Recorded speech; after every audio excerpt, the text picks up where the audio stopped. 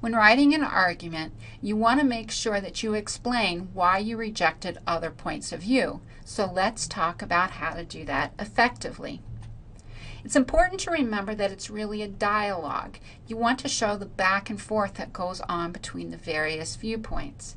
To your readers, you want to demonstrate that you have read, understood, carefully considered, and crafted a well-reasoned response to the other claims.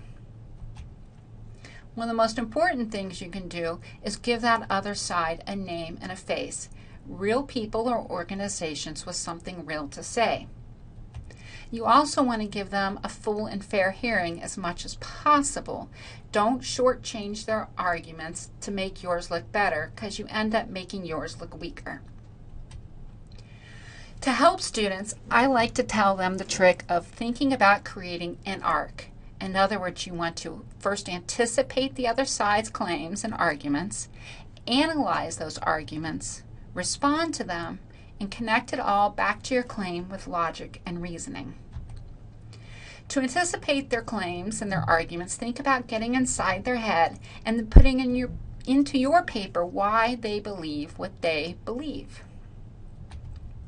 Next, you want to analyze their arguments.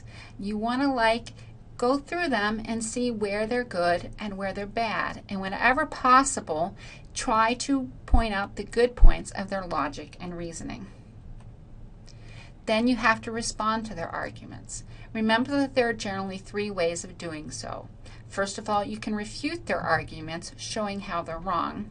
You can concede to those arguments, showing it when and how they're correct, and then show why your side is preferred. Or you can compromise and meet the other side halfway.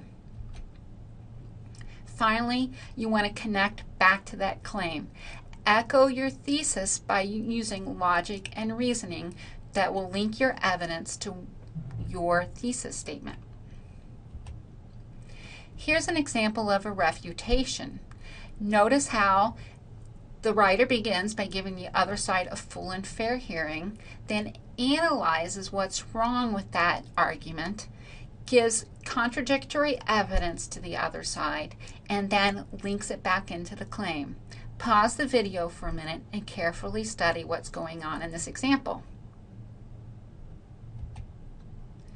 Now let's look at a concession. Again, notice that this writer gave the other side a name and a face. Then for the analysis portion, they said in what instances such an argument would be true.